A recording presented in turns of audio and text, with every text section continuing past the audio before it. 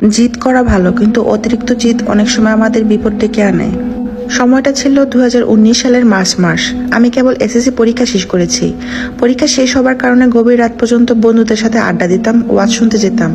এমনই একদিন আমরা বন্ধুরা মিলে ঠিক করি আমাদের উপজেলায় একটা মাহফিল হচ্ছে, সেটা শুনতে যাব।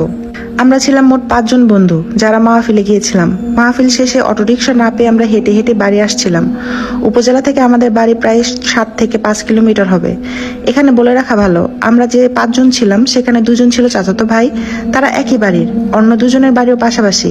আর আমার ভাইটা ছিল একটু দূরে, পাকা রাস্তা থেকে একটু ভিতরে।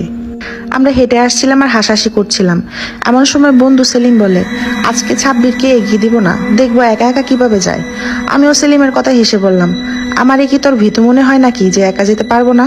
এরকম নানান কথায় কথায় আমরা আমাদের গ্রামে আসি।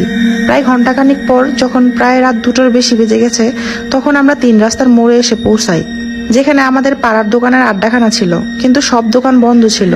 এই 3 রাস্তায় একটা চলে গেছে উত্তর পূর্ব দিকে, যে দিক দিয়ে আমার 2 বন্ধু চলে যাবে যারা চাচাতো ভাই, আর উত্তর পশ্চিম দিকের রাস্তা দিয়ে যেতে হবে আমাদের বাড়িতে।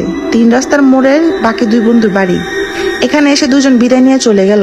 সেলিম আমার উদ্দেশ্য করে বলল, তুই এত রাতে আর না গেলি, আমার সাথে থাকিস। আমি উত্তরে না বলে আমি তাকে জানাই যে আমি একাই যেতে পারবো। তখন আরেক বন্ধু নাইম উত্তর দেয়, তাইলে চল আমরা 2 জন আসি, তোরা আগাই দিয়ে আসি বাড়ি পর্যন্ত। যদি ভয় পাস, দুর্ঘটনা ঘটতে তো আর সময় লাগবে না। দরকার নেই, রাত অনেক হয়ে গেছে, তোরা বাড়ি গিয়ে ঘুমা, আমি একাই যেতে পারবো, সমস্যা হবে না। নাইম বলে, দেখ সাহস ভালো, কিন্তু অতিরিক্ত সাহস ভালো না। আরে বেটা, কিচ্ছু হবে না, 11টা 12টায় কত গেছি, এখন না হয় 2:30 বাজে, তোরা যা ঘুমা। ওরাও জোর না করে চলে গেল, কিন্তু আমি মূলত সেলিমের সেই তাচ্ছিল্য করা কথায় একা যাওয়ার জিদ করেছি। নয়তো মনে মনে আমিও ভয় পাচ্ছিলাম, আর এটাও চাচ্ছিলাম যে ওরা 2 জন জোর করে আমাকে এগিয়ে দিক, কিন্তু আমার তেরা কথায় ওরাও জেদ করেনি। যাই হোক, মনে ভয় নিয়ে রাস্তায় হাঁটা শুরু করলাম। তখন আমার সাথে থাকা বাটন ফোনের আলো ধরে হাঁটছিলাম। বলে রাখা ভালো, আমাদের বাড়িতে যাওয়ার রাস্তা 2 পাশে বড় বড় পুকুর ছিল, যেখানে পাঙ্গাস মাছের চাষ করা হতো, আর পুকুরের পাড় দিয়ে নারিকেল ও মেহগনি গাছ দিয়ে পূর্ণ করা ছিল। আমি যখন রাস্তার মাঝ দিয়ে হাঁটছিলাম, তখন হঠাৎ করে পেছনে হাঁটার শব্দ শুনতে পাই।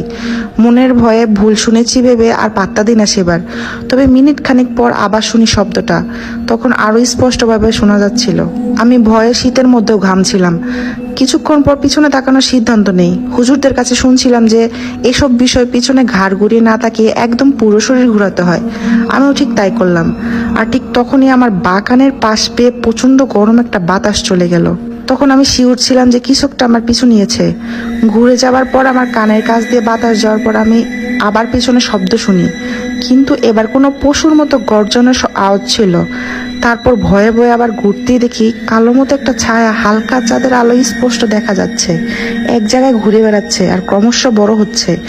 এটা দেখে আমি চিৎকার দিয়ে আমার সেই বন্ধুদের বাড়ির দিকে দৌড় দিই, আর তাদের উঠানে গিয়ে নাইম বলে জ্ঞান হারিয়ে ফেলি।